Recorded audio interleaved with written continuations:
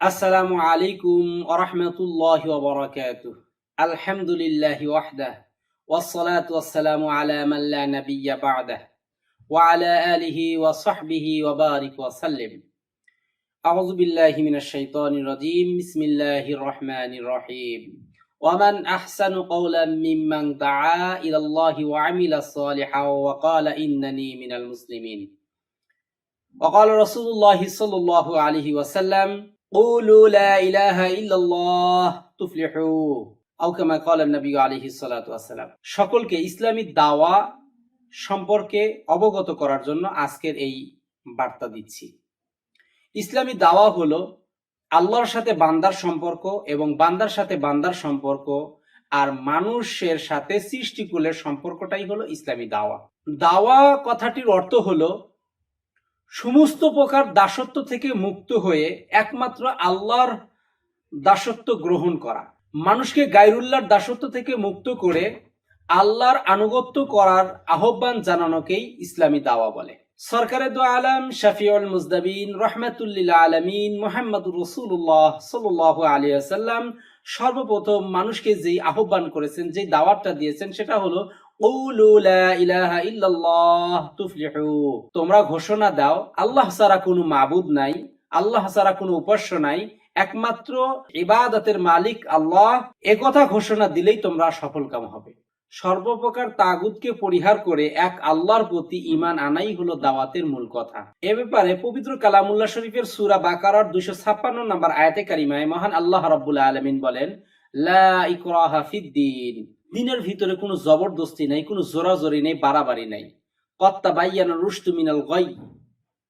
ভ্রান্ত পথ থেকে সঠিক পথকে সুস্পষ্ট করে দেওয়া হয়েছে। ফামান ইয়াকফুর বিত-তাগুত। সুতরাং যারা তাগুতকে অস্বীকার করে, ওয়া ইউমিন বিল্লাহ, এবং আল্লাহর প্রতি বিশ্বাস স্থাপন করে, ফাকাদ ইসতামসাকা বিল উরওয়াতিল ফুসকা লা ইনফিসামা লাহা। সে এমন এক মজবুত রশিকে আঁকড়ে ধরে যেটা কখনো ছিন্ন হবার নয়। সুতরাং আমরা কোরআনের এই বক্তব্য থেকে বুঝতে পারলাম দাওয়াত দুটা বিষয় হবে, পরিহার করার দাওয়াত এবং গ্রহণ করার দাওয়াত। এই দুটি দিক স্পষ্ট হয়ে গেল। অর্থাৎ তাগুতের দাসত্ব পরিহার করার দাওয়াত এবং আল্লাহ পাকের আনুগত্য করার দাওয়াত। যেমন ভাবে সূরা আল মুদ্দাসসিরের ভিতরে মহান আল্লাহ রাব্বুল আলামিন তার রাসূল পাক সাল্লাল্লাহু আলাইহি সাল্লামকে দায়িত্ব দিলেন, কুম ফাআনজির ওয়া রাব্বাকা ফাকাব্বির। উঠো, সতর্ক করো এবং তোমার রবের শ্রেষ্ঠত্ব ও সার্বভৌমত্বের ঘোষণা দান করো। এখানেও দুটি দিক স্পষ্ট হয়ে গেল। একটা হলো মহান আল্লাহর বিধান লঙ্ঘন করার যে পরিণামটা আছে সেটা স্পষ্ট হলো, আরেকটা হলো মহান আল্লাহ তাআলার বিধান লঙ্ঘন করার পরিণাম থেকে বাঁচার উপায়গুলো বলে দেওয়া। এখন কথা হলো দাওয়াত আমি কোথায় থেকে শুরু করব? ওয়ানজির আশিরাতাকাল আকরাবিন। আল্লাহ বলেন সর্বপ্রথম তোমার নিকট জনদের, তোমার নিকটে যারা আছে, তোমার বন্ধু বান্ধব, আত্মীয় স্বজন, তোমার রক্তের রিলেটিভ যারা আছে, তাদেরকে সর্বপ্রথম তুমি সতর্ক করো, সাবধান করো। সূরা শুআরা আয়াত নাম্বার 214। এখন কথা হলো এই দাওয়াতটা কি, কোন কথার মাধ্যমে আমি দাওয়াত দিব? মহান আল্লাহ রাব্বুল আলামিন পবিত্র কালামুল্লাহ শরীফের 41তম সূরা সূরা হামিম সাজদার 33 নম্বর আয়াতে কারিমার ভিতর স্পষ্ট ভাবে জানাচ্ছেন, ওয়ামান আহসানু কওলাম মিম্মান দাআ ইলাল্লাহ ওয়া আমিলা সালিহা ওয়া ক্বালা ইন্নানি মিনাল মুসলিমিন।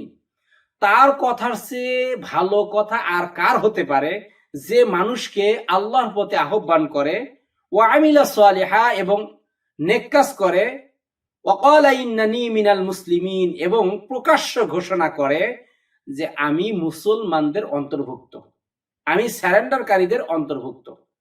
মহান আল্লাহ রাব্বুল আলামিন এই সূরার 34 নম্বর আয়াতে কারিমার ভিতরে বলেন, ওয়ালা তাস্তাবিল হাসানাতু ওয়ালা সাইয়্যিআ। ভালো আর মন্দ কি কখনো এক হতে পারে? ইযফা বিল্লাতী হিয়া আহসান। তুমি ভালো কাজ দ্বারা মন্দকে প্রতিহত করো।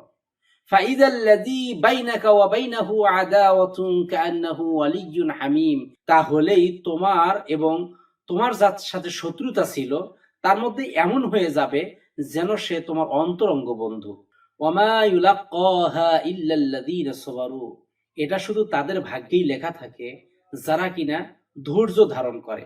ওমা ইউলাক্কাহা ইল্লা যু হাজ্জিন আযীম, এবং এটাও শুধু তারাই হয় যারা কিনা সৌভাগ্যের অধিকারী। এটা কেবলমাত্র তখনই সম্ভব যখন মহান আল্লাহ রাব্বুল আলামিনের দেওয়া তৌফিক পেয়ে আমরা সঠিক রাস্তায় মানুষকে আহ্বান করতে পারবো।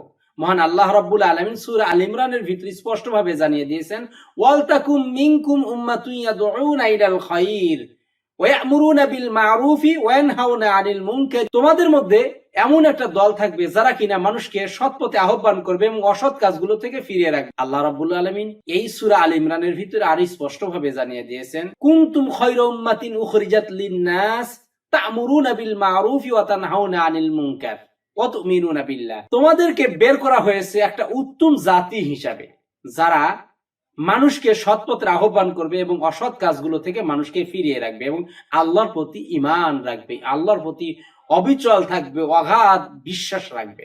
আমরা যদি আমাদের ঈমানটাকে মজবুত করতে পারি, আমরা মনে প্রাণে মহান আল্লাহ রাব্বুল আলামিনকে যদি রব হিসেবে মেনে নিতে পারি, তাহলে কিন্তু আমাদের কোনো ভয় নেই।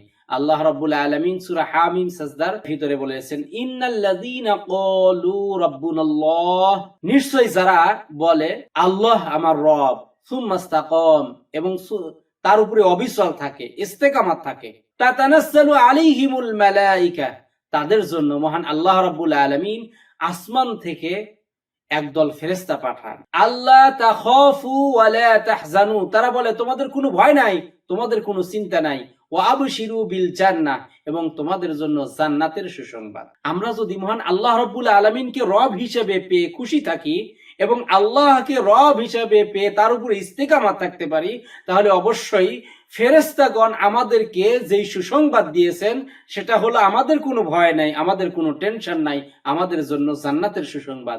এই জান্নাতের সুসংবাদ যদি আমরা পেতে চাই, তাহলে আমাদের সঠিক রাস্তায় নিজে চলতে হবে, অপরকে চালানোর চেষ্টা করতে হবে, ইসলামী দাওয়া সকলের কাছে পৌঁছাতে হবে। আল্লাহ রাব্বুল আলামিন আমাকে সহ আপনাদের সকলকেই তৌফিক দান করেন। ওয়া আখির দাওয়ানা আনিল হামদুলিল্লাহি রাব্বিল আলামিন। আসসালামু আলাইকুম ওয়া রাহমাতুল্লাহি ওয়া বারাকাতুহু।